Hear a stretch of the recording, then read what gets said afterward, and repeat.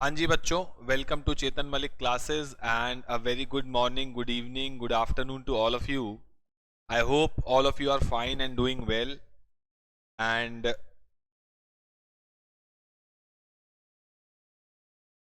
आई hope आप सब लोग घर पे हैं, सुरक्षित हैं और खुश हैं.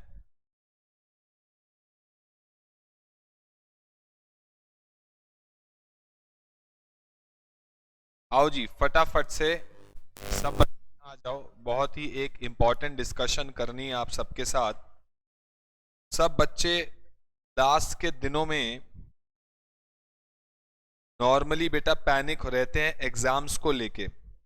लास्ट के दिनों में बच्चे नॉर्मली जो है पैनिक रहते हैं एग्जाम्स को लेके. तो मैंने सोचा क्यों ना बच्चों से डिस्कस किया जाए, एक थोड़ा सा उनको रिलीफ किया जाए about the guidance how to study on last 30 days. तो मैंने सोचा कि पहले इसी पे एक वीडियो बनाई जाए, इसी पे बच्चों को गाइड किया जाए कि कैसे लास्ट के 30 दिनों में पढ़ना चाहिए. I being a rank holder at inter and final level, inter और फाइनल लेवल पे I am a rank holder and rank holder in CS as well, you know that. So मैंने सोचा क्यों ना बच्चों का पैनिक पहले दूर करें, पहले पैनिक दूर करें, उसके बाद बच्चों का पढ़ाई में मन लगेगा. अदरवाइज बच्चा अगर पैनिक रहता है, अगर बच्चा पैनिक रहता है तो उसकी पढ़ाई में वैसे भी मन नहीं लगता. और दूसरी बात यह भी है कि एक तो मन नहीं लगता और दूसरी बात क्या है कि आपकी पढ़ाई की जो एफिशिएंसी है वो कम हो जाती है. तो इट्स बेटर कि हम लोग एक प्लान से पढ़े. देयर शुड बी एटलीस्ट एक हमारे सामने गाइडेंस होनी चाहिए कि हमें कैसे पढ़ना चाहिए. तो मैं पहले आपके साथ एक टाइम टेबल डिस्कस करने आया हूं. पहले हम लोग एक टाइम टेबल डिस्कस करते हैं और उस टाइम टेबल के अंदर हम लोग बातें करेंगे कि कैसे आपको लास्ट के 30 दिनों में पढ़ना चाहिए फाउंडेशन को क्रैक करने के लिए. और एक बार में आप क्रैक कर सकते हो, लेकिन थोड़ा सा स्मार्ट वर्क अब आपको चाहिए. ठीक है बेटा, ये कहानी अब आज करनी है कि टाइम टेबल की मैं पहले डिस्कशन करता हूं, क्योंकि काफी बच्चे हैं जो मुझे कहते सर पहले वो टाइम टेबल बता दो, बिकॉज हम लोग थोड़ा सा पैनिक हमारा रिलीफ हो जाए. तो मैंने कहा कोई बात नहीं, आज की क्लास ना लेके, क्लास नहीं ले रहा हम अभी, हम लोग आपके साथ डिस्कस करेंगे सिर्फ एक टाइम टेबल. और उसके बाद बेटा आपकी मैथ्स की क्लास होगी जो नॉर्मली होती है. तो आपको हम लोग पहले करने वाले हैं बेटा आज एक time table discuss.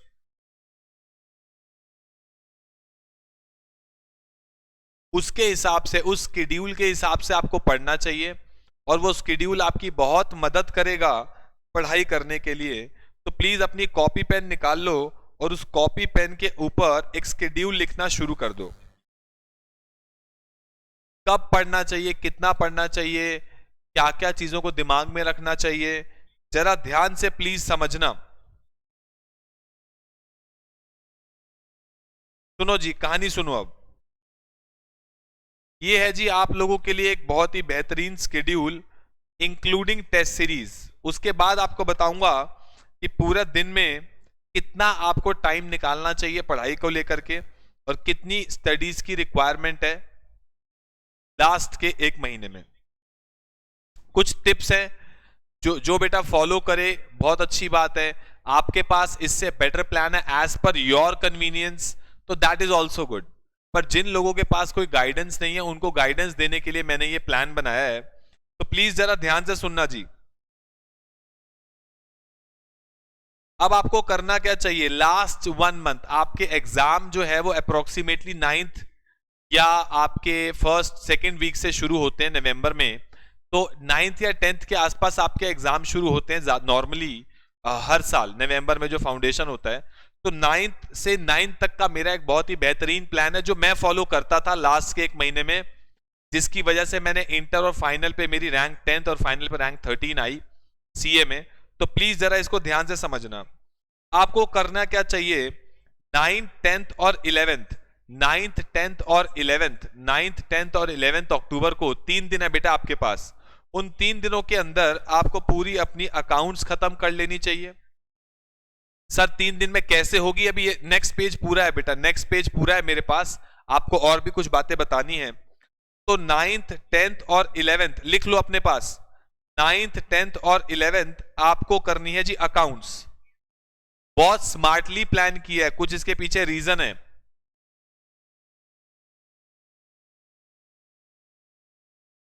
9th 10th और 11th आपको प्लान करना है जी अकाउंट्स। अपना अकाउंट्स का सिलेबस आप कंप्लीट करेंगे वापस से 9th 10th और 11th में। नेक्स्ट उसके बाद बेटा 12th की मॉर्निंग में आपका हम एक फुल अकाउंट्स का टेस्ट लेंगे। 12th की मॉर्निंग में हम आपका एक फुल अकाउंट्स का टेस्ट लेंगे। उसके बाद 12th की मॉर्निंग में जब आपका टेस्ट हो जाएगा, 12th की मॉर्निंग में जब आपका बेटा टेस्ट हो जाएगा, उस टेस्ट के बाद आप अपनी 2 दिन लॉ कंप्लीट करेंगे। 12th और 13th 12 और 13 में आप अपना लॉ कंप्लीट करेंगे इंक्लूडिंग बीसीआर। उसके बाद 14th की मॉर्निंग आपका बेटा फुल लॉ का टेस्ट होगा इंक्लूडिंग बीसीआर। एक भारी चीज पड़ी, एक हल्की चीज पड़ी, जिससे आपका कॉम्बैट हो जाएगा सारा चीज। नेक्स्ट फिर अगले 3 दिन आप मैथ्स में लगाएंगे और उसके बाद 17th की मॉर्निंग को आप मैथ्स का टेस्ट देंगे। पूरा मैथ्स आप रिवाइज करेंगे और 17th की मॉर्निंग आप मैथ्स का टेस्ट देंगे। नेक्स्ट आएगा बेटा 2 दिन आपकी इकोनॉमिक्स इंक्लूडिंग बीसी के। वैसे ये तो ये 1 दिन में हो जाएगी, और अगर 1 दिन में हो जाती है तो जो आपका यहां पे पेंडिंग रह जाए उसको यहां पे आप टेकअप कर सकते हैं। 19th को आप फुल इकोनॉमिक्स का टेस्ट देंगे। 19th को आपका फुल मॉर्निंग में इकोनॉमिक्स का टेस्ट होगा। इससे एक बार हम लोगों ने अकाउंट्स का टेस्ट दे दिया, लॉ का दे दिया, मैथ्स का दे दिया, इकोनॉमिक्स का दे दिया, फुल सिलेबस का टेस्ट प्रॉपर आईसीआई के पैटर्न के हिसाब से। ठीक है बेटा, कहानी क्लियर हो गई यहां तक? अभी बताऊंगा बेटा कैसे होगी। फुल पैटर्न के हिसाब से होगी। फुल पैटर्न का मतलब है कि आपको जो आईसीआई का पैटर्न आता है उसके हिसाब से आपका टेस्ट होगा। उसके बाद ये जो 10 दिन का प्लान है, यही 10 दिन का प्लान आपको रिपीट करना है नेक्स्ट 10 डेज में। नेक्स्ट 10 डेज में आपको रिपीट करना है पूरे का पूरा प्लान। 10 दिन का प्लान बेटा आपको फिर से रिपीट करना है। 19, 20, 21 अकाउंट्स पढ़ोगे, 22 मॉर्निंग में उसका टेस्ट दोगे, 22, 23 को लॉ पढ़ोगे, 23, 24 मॉर्निंग को उसका टेस्ट दोगे। मैथ्स 3 दिन पढ़ोगे, 26 को मॉर्निंग में उसका टेस्ट दोगे, 27, 28 को इको पढ़ोगे, 29 को मॉर्निंग में उसका टेस्ट दोगे। और अगेन 29 से लेके ये 10 दिन के में बेटा आपका 2 बार आपका सिलेबस रिवाइज हो गया 10 डेज के गैप में। उसके बाद बेटा आपके पास अगेन 10 डेज का गैप है। अब आपको लास्ट के जो 10 दिन है वो रिवर्स डायरेक्शन का मतलब जिसका पेपर नंबर 4 है वो पहले रिवाइज करो, फिर पेपर 3 रिवाइज करो, फिर पेपर 2 रिवाइज करो, और उसके बाद पेपर नंबर 1 रिवाइज करो। रिवर्स डायरेक्शन में रिवाइज करो ताकि पहला पेपर सबसे आखिरी में रिवाइज करें हम लोग, और वो सबसे पहले होगा और बहुत अच्छा पेपर होगा तो बहुत कॉन्फिडेंस बूस्ट होता है, उससे बहुत ज्यादा कॉन्फिडेंस बूस्ट होता है। तो इस तरीके से आपकी 2 बार फुल सिलेबस की टेस्ट सीरीज प्लस आपका रिवीजन आप प्लान कर सकते हो। अब सर, अब बहुत बच्चों के सवाल आएंगे, सर 3 दिन में मैथ्स कैसे, 3 दिन में अकाउंट्स कैसे, 2 दिन में लॉ कैसे, 2 दिन में इको कैसे? सवाल अब ये आता है। तो उसके लिए मैं आपको बोलूंगा कि सबसे पहले तो आपको ये क्लैरिटी होनी चाहिए कि मेरे पास पूरे दिन का पढ़ने का टाइम स्लॉट क्या है, मैं कितने घंटे पढ़ने वाला हूं।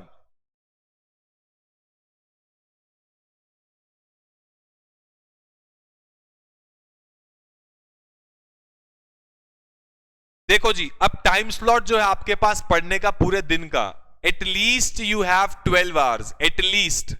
मैंने कोई एक्स्ट्रा एफर्ट नहीं मांगा आपसे, मैं कह रहा हूं कि बस मुझे दिन के 12 घंटे दे दो। दिन के 12 घंटे कैसे पढ़ सकते हो आप, इंक्लूडिंग एवरीथिंग? मॉर्निंग 7 to 9, इसको करना चाहें तो 6 to 9 कर सकते हैं।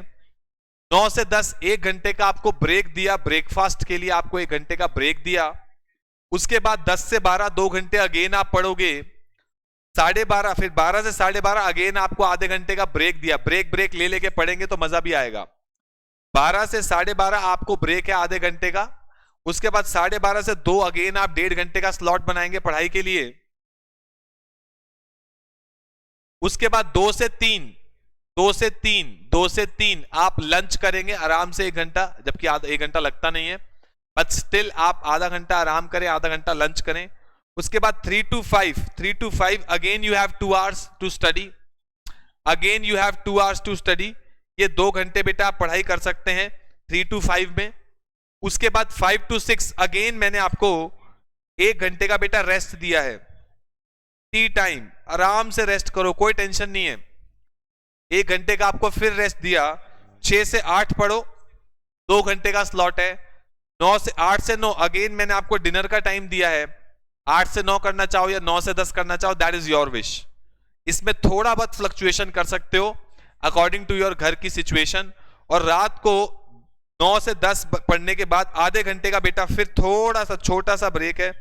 जिनको बिग बॉस देखना हो, आईपीएल देखना हो, हल्का फुल्का देखें। और 10:30 से 12 आपका लास्ट स्लॉट होना चाहिए 1.5 घंटे का। तो 12 घंटे आप कम से कम एक दिन में लास्ट का महीना पढ़ोगे और उसके बाद प्रॉपर 12 से 6 की नींद लोगे, आराम से सब कुछ हो जाएगा। एक्स्ट्रा एफर्ट कर सकते हो तो जरूर करना चाहिए, ऑब्वियसली नहीं कर सकते दिस इज सफिशिएंट। अब बेटा सवाल तीसरा क्या उठता है कि सर पढ़े कैसे, हमें कैसे पढ़ना चाहिए, क्या उठाएं क्या ना उठाएं, कैसे पढ़ना चाहिए। अब सवाल ये स्मार्ट वर्क की बात आती है, सर कॉपी में से कॉन्सेप्ट को रिवाइज करें, बुक में से क्वेश्चंस को रिवाइज करें, या क्या करें। मैं हमेशा बेटा अपनी क्लासेस में आपको एक बात बोलता हूं कि मेरे को अगर एक अच्छा एक नॉलेजेबल पर्सन बनना है और एग्जाम भी क्लियर करना है, मुझे 2 चीज चाहिए। नॉलेज अपनी जगह है, एग्जाम ओरिएंटेड स्टडी अपनी जगह है। नॉलेज लेने का समय अब हमारा जा चुका है, जितना ज्ञान लेना था ले लिया। अब हमें पढ़ना चाहिए, एग्जाम ओरिएंटेड स्टडी करनी चाहिए। एग्जाम ओरिएंटेड का क्या मतलब है कि सर अब ये पता होना चाहिए एग्जाम में किस टाइप का सवाल आता है और वो मैं कर पा रहा हूं या नहीं कर पा रहा हूं। मेरे को कॉन्सेप्ट से ज्यादा फोकस टाइप ऑफ क्वेश्चंस पे करनी चाहिए, और जितने ज्यादा क्वेश्चन अपनी आंखों के आगे से निकालोगे उतना ज्यादा आपके लिए बेनिफिट है। तो अब आपको जो लास्ट मोमेंट पे स्टडी करनी चाहिए that is totally exam oriented study. Exam oriented study आपको करनी चाहिए, और वो कैसे करते हैं जरा ध्यान से समझना। आप सबसे पहले आपको कोई भी चैप्टर उठा रहे हो तो उसके कॉन्सेप्ट 10 से 15 मिनट में, सिर्फ 10 से 15 मिनट में उसके कॉन्सेप्ट पढ़ो। सिर्फ कॉन्सेप्ट फटाफट कॉपी में से निकाले और सारे कॉन्सेप्ट पढ़ लिए, हमें सर वापस से ब्रश अप हो गया, कॉन्सेप्ट है क्या। लेकिन पेपर में लिखने के लिए कॉन्सेप्ट नहीं आएगा, पेपर में लिखने के लिए उसकी एप्लीकेशन आएगी। और पेपर में क्वेश्चन आंसर फॉर्म में वो कॉन्सेप्ट कैसा आता है वो तभी कर पाओगे जब उसके क्वेश्चंस को प्रैक्टिस करोगे। तो आपको करना क्या चाहिए कि कॉन्सेप्ट को रिवाइज करो, कॉन्सेप्ट लगाओ 10-15 मिनट मैक्सिमम रिवाइज करने में for each chapter, then do all the questions in book itself. लिख के नहीं करना आपको एक भी सवाल, आपको लिख के नहीं करना, सारे सवाल एक पर्टिकुलर चैप्टर उठाया, उसके 10 से 15 मिनट में कॉन्सेप्ट पढ़े, उसके जितने भी सवाल हैं, इलस्ट्रेशंस, पीछे के क्वेश्चंस, प्रैक्टिकल प्रॉब्लम्स, उस चैप्टर की आरटीपी, उस चैप्टर की एमटीपी और उस चैप्टर से लिंक पास्ट अटेम्प्ट, सारे के सारे क्वेश्चंस बुक में ही जहां पर वो हैं उसको सॉल्व करना है कि अच्छा सर इसमें ये होगा, इसमें ये होगा, इसमें ये होगा, ठीक ठीक ठीक। और जो क्वेश्चन में आपको थोड़ा बहुत भी टेढ़पना लगे, टेढ़ा है थोड़ा, उस पर स्टार मार्क कर लेना, जिससे कि जब मैं नेक्स्ट रिवीजन पे आऊंगा, अच्छा इस टेढ़े ने ये कहा था, इसमें ऐसा करना है, इसमें ऐसा करना है, याद रख लेना। अगर वो टेढ़ा पॉइंट पेपर में आ गया तो आपको याद होगा, क्योंकि आपने उस पर स्टार मार्क किया था, स्पेशल अटेंशन दी थी। जो आसान है वो तो हर कोई कर लेगा, लेकिन जो हल्के फुल्के ट्रिकी सवाल होते हैं, अगर हम उस पर स्टार मार्क करके उन पर स्पेशल फोकस दे दें तो हम वो भी कर पाएंगे। तो आपको क्या करना है, कोई भी चैप्टर उठाओ, 10 से 15 मिनट लगाओ उसके कॉन्सेप्ट को करने में, और उसके बाद हर चैप्टर के क्वेश्चंस हर एस्पेक्ट से, illustration, practical problem, RTP, MTP, past attempt complete करके अगले चैप्टर पे जाना। उससे पहले मत जाना, जब तक आपका ये सारे एस्पेक्ट से चैप्टर के क्वेश्चंस कंप्लीट ना हो जाएं, आपको आगे नहीं जाना चाहिए। उसके बाद सर क्या करें, सर राइटिंग प्रैक्टिस का क्या होगा। आपने तो कह दिया सारे क्वेश्चन बुक में कर लो सर, अकाउंट्स तो प्रैक्टिकल है, मैथ्स प्रैक्टिकल है। बेटा राइटिंग की जो प्रैक्टिस है वो आपकी टेस्ट में ले तो रहे हैं 2 बार, जो हम आपका टेस्ट ले रहे हैं फुल सिलेबस का, ये किस लिए ले रहे हैं, ये आपकी राइटिंग के लिए ले रहे हैं कि अब क्वेश्चन क्या मैं लिख के कर पा रहा हूं कि नहीं कर पा रहा हूं। और 2 बार जब आप फुल सिलेबस का टेस्ट दोगे तो आपकी राइटिंग प्रैक्टिस होगी, टाइम मैनेजमेंट की प्रैक्टिस होगी कि 3 घंटे में 2 घंटे में कर पा रहा हूं नहीं कर पा रहा हूं, नर्वसनेस खुल जाएगी, पेपर में एग्जाम का लेवल समझ में आ जाएगा। और अगर 10% सवालों में टाइम ज्यादा लग रहा है तो 50% सवालों में टाइम कम कैसे मैनेज करना है, ये सारी चीजें आपकी टेस्ट सीरीज से कवर हो जाएंगी। सो राइटिंग प्रैक्टिस की टेंशन आपको लेने का नहीं है, ठीक है बेटा। तो राइटिंग प्रैक्टिस आपकी टेस्ट में होगी, so don't worry about that at all. Next, उसके बाद सर हमारी कोई रिवीजन क्लासेस भी आप क्या लोगे क्या? हाँ, मैं आपकी रिवीजन क्लासेस YouTube पे अपलोड करता चला जाऊंगा, जो जो भी रिवीजन की रिक्वायरमेंट होगी। अब सर रिवीजन क्या 100% कोर्स की होगी?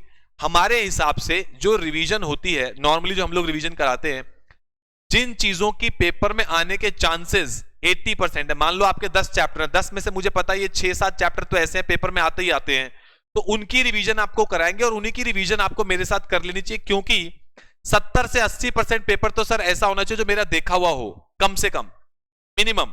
10% सवाल कोई ऐसा आ गया जिसमें फिगर्स चेंज है, मेरा देखा हुआ नहीं है, तो इट विल टेक टाइम। तो हम लोग जो आपकी रिवीजन क्लासेस करेंगे वो हम लोग अपलोड करते रहेंगे बेटा। आपका कहां पर?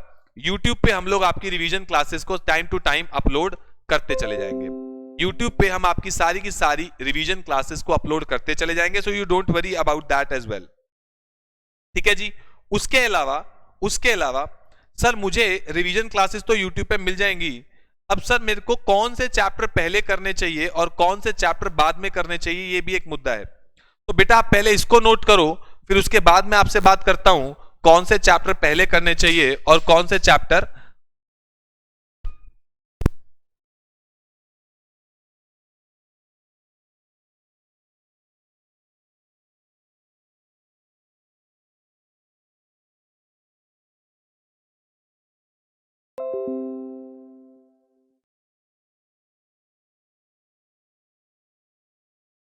हाँ जी बच्चों, तो अब आपको टेंशन लेने की जरूरत नहीं है कि कौन से चैप्टर पहले करने हैं और कौन से चैप्टर आपको बाद में करने हैं, ये सब आपको टेंशन लेने की जरूरत नहीं है। मैं था आपके रिवीजन वाले पॉइंट पे, तो रिवीजन में हम लोग क्या करेंगे कि आपकी जो रिवीजनरी क्लासेस हैं वो हम लोग यूट्यूब पे अपलोड करते रहेंगे, और वो आपको वहां से लास्ट मोमेंट, कभी रात को सो रहे हो यूट्यूब खोल लिया, कानों में डाल लिया, पूरा सिलेबस हमारे साथ भी आप एक बार रिवाइज कर सकते हो। लेकिन हम जो क्लासेस डालेंगे वो सिर्फ इंपॉर्टेंट कॉन्सेप्ट्स जो फालतू हैं, जिस पे आपको ज्यादा ध्यान नहीं देना चाहिए, जिसमें एग्जाम में आने की प्रोबेबिलिटी कम है, वो हम लोग नहीं डालेंगे।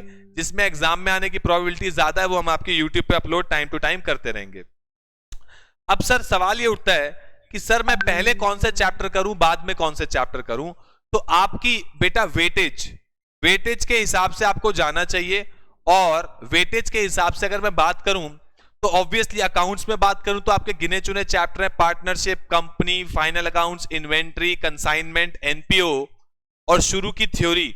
इनमें से तो पेपर आना ही आना है, तो आपको पहले ये चैप्टर उठाने चाहिए और बाद में कौन से चैप्टर उठाने चाहिए जिनकी एग्जाम में आने की प्रोबेबिलिटी कम है या नहीं आते, क्योंकि अगर वो नहीं भी हुए मेरे से प्रैक्टिस एक बार तो टेंशन नहीं है ना, एग्जाम में तो आने नहीं। 3 बार revision is must for the chapters जिनकी एग्जाम में आने की प्रोबेबिलिटी ज्यादा है, ठीक है बेटा। तो एग्जाम ओरिएंटेड स्टडी करो, पहले वो चैप्टर उठाओ जिनकी हाईएस्ट वेटेज है और लेस टाइम लगता है। उसके बाद मैथ्स की अगर बात करूं तो मैथ्स में आपको एलआर और स्टैट्स पे ज्यादा फोकस करना चाहिए। जिन बच्चों की मैथ्स वीक है उनको एलआर और स्टैट्स इजी है, फ्री के नंबर हैं, जल्दी हो जाएगी। आपको सबसे पहले, मतलब अब मैं स्मार्ट वर्क की बात कर रहा हूं, सबसे पहले आपको एलआर और स्टैट्स को घोट के पी जाना चाहिए। It will take 1 day. अगर आप अच्छे से पढ़ रहे हो तो 1 से 1.5 दिन आपका लगेगा एलआर और स्टैट्स करने में, और विच विल कवर, आपके बहुत अच्छे खासे नंबर कवर हो जाएंगे और बहुत इजी है, टाइम कम लगता है, स्कोरिंग है, मेरा कहने का मतलब ये है। तो आपको पहले एलआर और स्टैट्स हर बार करनी चाहिए, और मैथ्स में पहले वो चैप्टर करने चाहिए जो मुझे अच्छे से आते हैं और जो मुझे स्कोरिंग देंगे, हाईएस्ट वेटेज वाले वो पहले उठाने चाहिए।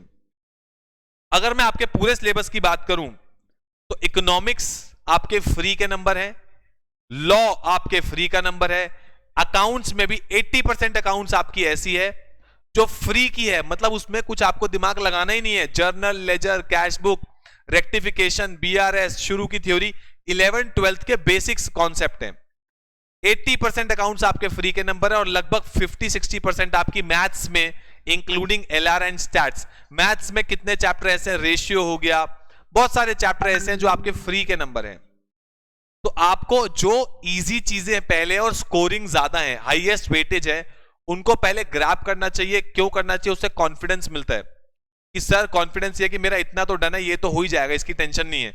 टेंशनों को कम करना है तो आपको उस तरीके से पढ़ाई करनी चाहिए।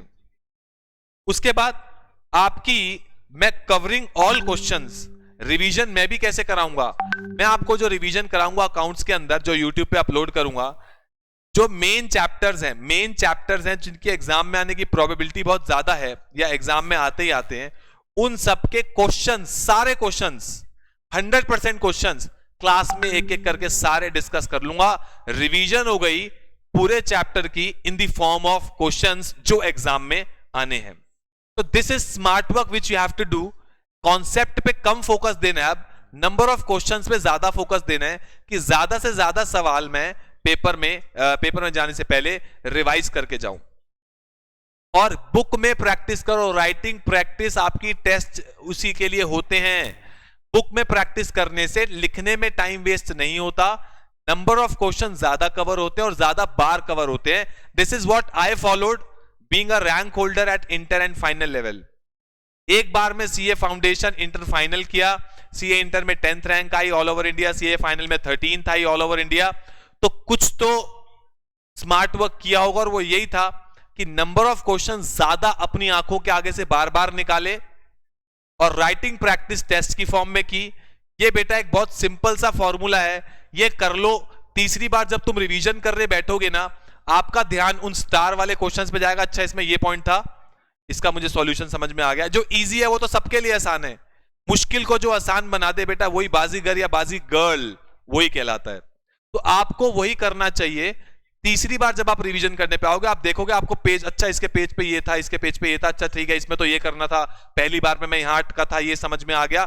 इस तरीके से और सेम क्वेश्चन जब आपको पास अटेम्प्ट में मिलेगा, you will feel very confident, you will feel बहुत आसान पेपर आता है बेटा, बहुत आसान पेपर आता है। It all depends upon your तैयारी। वही एक पेपर में एक बच्चा रैंक लेके आता है और वही एक पेपर में बच्चे फेल हो जाते हैं। तो पेपर मुश्किल नहीं होता, आपकी तैयारी पे डिपेंड करता है कि आपने प्रिपरेशन कैसे करी है। एक पेपर में एक बच्चा रैंक 1 लेके आता है इंटर में और उसी पेपर में बच्चे फेल हो जाते हैं। तो पेपर मुश्किल या आसान नहीं होता, आपकी तैयारी पे डिपेंड करता है कि आपने तैयारी कैसे कर रखी है। तो बेटा मैंने आपको इसीलिए पूरा बताया कि आपको किन दिनों में कैसे कैसे प्लानिंग करनी चाहिए। 10-10 दिन के स्लॉट बनाओ, 3 दिन, और मैथ्स को 3 दिन, 2 दिन लॉ और इकोनॉमिक्स को 2-2 दिन दो, 3 दिन 2 दिन 3 दिन 2 दिन, साथ साथ टेस्ट देते चले जाओ, 3 दिन 2 दिन 3 दिन 2 दिन टेस्ट देते चले जाओ। लास्ट 10 डेज में रिवर्स डायरेक्शन में रिवाइज करो, पेपर 1 2 3 4 या 4 3 2 1 ऐसे करो। उसके बाद बेटा 12 से 15 घंटे का अपना स्लॉट बना लो पढ़ाई करने का, और रेगुलर बेसिस पे करना क्या है मैंने आपको बता दिया है कि आपको इस तरीके से पढ़ाई करनी है। इस तरीके से करोगे, मैं लिख के दे सकता हूं, राइटिंग में दे सकता हूं। जिसने 1 महीना ये फॉलो कर लिया, टॉप 10 पास होने की दूर की बात है, टॉप 10 बच्चों में आप खड़े हो जाओगे all over India. I know अब रैंक नहीं आती फाउंडेशन में, पर टॉप 10 बच्चों में आप लोग खड़े हो जाओगे ऑल ओवर इंडिया। बेटा ये सारी बातें अप्लाइड हैं, ये एक्सपीरियंस्ड हैं, एक्सपीरियंस वाली सारी बातें जो मैंने अपने पे अप्लाई करी, पिछले 10 साल से बच्चों पे अप्लाई कर रहा हूं। अच्छी खासी रैंक आ रही है बच्चों की फाउंडेशन में, पहले अब तो खैर नहीं आती हैं। तो प्लीज कृपया करके इन बातों को फॉलो करें, और फॉलो करोगे अच्छा रिजल्ट आएगा, और अच्छा रिजल्ट ही हम सबको चाहिए आपका। तो अब मैं 2 मिनट के लिए बेटा रुकूंगा, और कोई आपका डाउट है तो बताएं।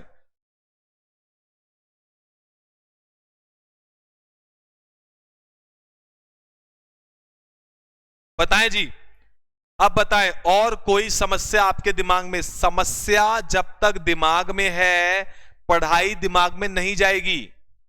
समस्याओं को जब तक दूर नहीं करोगे, पढ़ाई के लिए जगह नहीं बनेगी।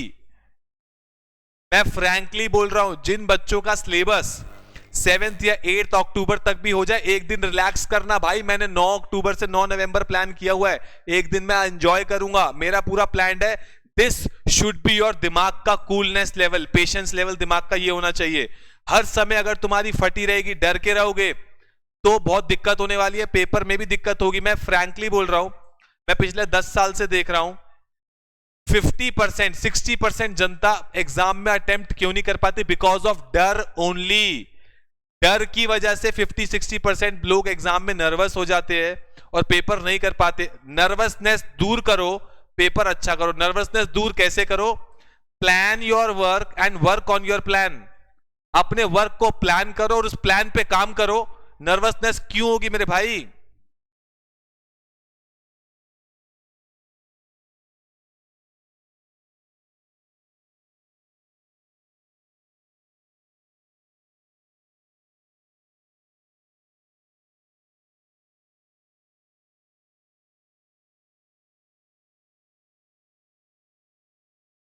डर वाली कोई बात नहीं है। जिनको ज्यादा डर लगता है, जिनको मन में ज्यादा डर है, मेरे पास आ जाओ, मेरे घर पे आ जाओ बेटा, कोई टेंशन नहीं है। काय का डर है? पूरा दिन पढ़ रहे हो। और जिनको ज्यादा डर लगे, मुझे व्हाट्सएप करो, मैं तुम्हें रोज काउंसलिंग करूंगा फोन पे, कोई टेंशन नहीं है। कोई टेंशन नहीं है बेटा, कोई बिल्कुल बिल्कुल टेंशन लेने की जरूरत नहीं है। और जो बच्चे हमसे पढ़ रहे हैं, टेस्ट सीरीज उनके लिए बिल्कुल फ्री है।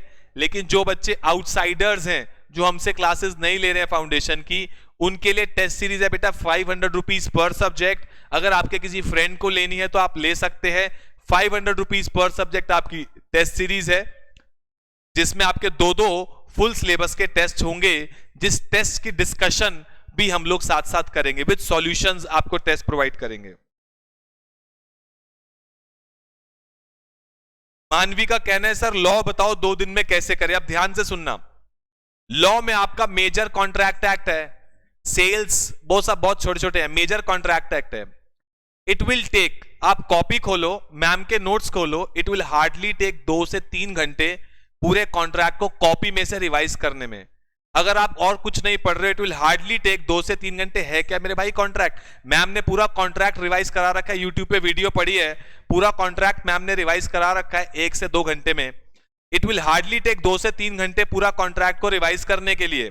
उसके बाद क्या करना है? उसके बाद कॉन्ट्रैक्ट एक्ट से रिलेटेड जितने भी क्वेश्चन आंसर हैं बुक के अंदर, मोर देन सफिशिएंट है, उससे बाहर नहीं आएगा। वो सारे क्वेश्चन आंसर पढ़ो। अच्छा इसका ये क्वेश्चन है, इसमें ये लिखना है, इसका रटना नहीं है। कॉन्सेप्ट समझ में अगर आ चुके हैं, बस क्वेश्चन देखो किस टाइप के आते हैं, उसके अंदर किस टाइप से आंसर लिखा हुआ है वो देखते चले जाओ और सारे क्वेश्चंस अपनी आंखों के आगे से निकाल दो। आधे दिन में कॉन्ट्रैक्ट हो जाएगा, आधे दिन में कॉन्ट्रैक्ट हो जाएगा जो मेन है। उसके बाद बाकी आधे दिन में आप सेल्स और कंपनीज एक्ट इसी तरीके से कर सकते हो। पीसीआर में बेटा सिर्फ 2-4 चैप्टर हैं पढ़ने के, बाकी तो report writing, article writing, resume writing, meeting, फलान डिकान, उनके सिर्फ फॉर्मेट पढ़ने में 15-20 मिनट लगते हैं। फॉर्मेट ही पढ़ सकते हो, फॉर्मेट ही पढ़ सकते हो और फॉर्मेट को देख सकते हो। पेपर में किस टाइप का आएगा हमें नहीं पता। इंग्लिश अगर आपकी अच्छा 2-3 सैंपल रीड कर लो, BCR will take hardly take आधा दिन आपका।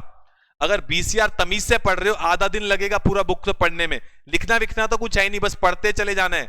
और उसके बाद उसको आप रिवाइज कर रहे हो 3 बार, उसी तरीके से हो जाएगा।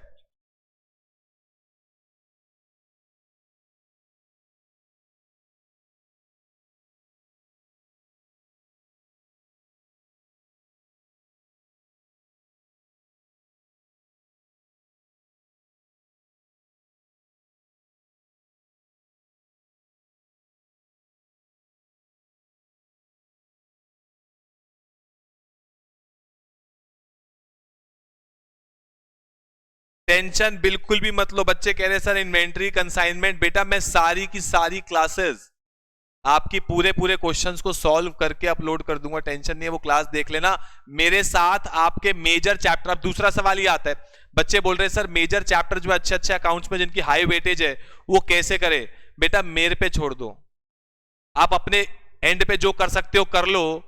मैं मेजर चैप्टर जिनकी मैक्सिमम वेटेज है उसके सारे क्वेश्चन आंसर सॉल्व करके जो पेपर में आने हैं, पास अटेम्प्ट, आरटीपी, एमटीपी, सॉल्व करती हुई वीडियो बना के यूट्यूब पे डालूंगा, वो देख लेना। एग्जाम ओरिएंटेड स्टडी है, सारे क्वेश्चंस आपके हो जाएंगे, पूरा रिवीजन आपका हो जाएगा इन दी फॉर्म ऑफ क्वेश्चन जो क्वेश्चन एग्जाम में आने हैं। चुपचाप कानों में लीड लगाना, यूट्यूब को फास्ट फॉरवर्ड करना, सारे क्वेश्चन मेरे साथ रोल ऑन कर लेना, वही क्वेश्चन पेपर में मिल जाएंगे आपको।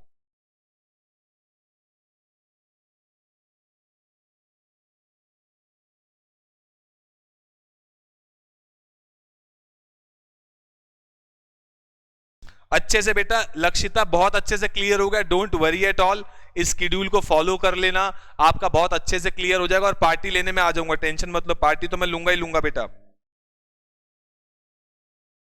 तो टेंशन लेने का नहीं है, बिल्कुल टेंशन मत लो।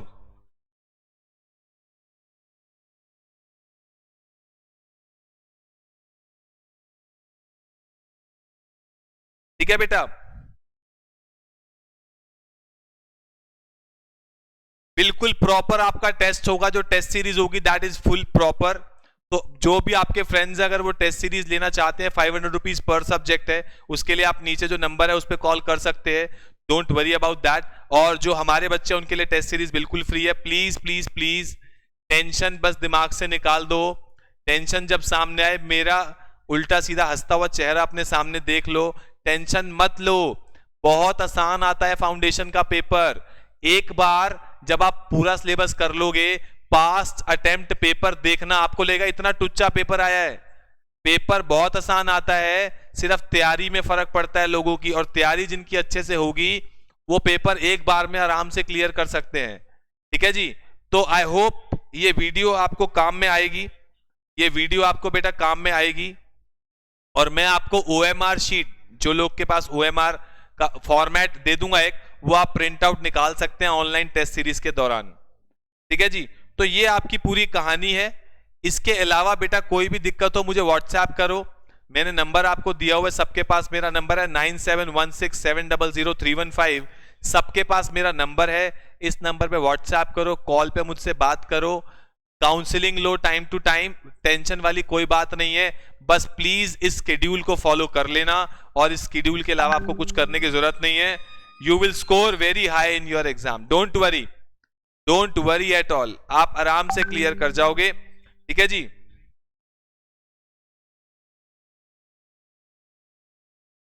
ठीक है जी, पॉइंट क्लियर हो गया। तो मिलते हैं बेटा, ऑब्वियसली आपके रिजल्ट के बाद हम लोग मिलेंगे इंटर की क्लासेस में। तब तक के लिए okay, tata, bye bye, take care and God bless you ji.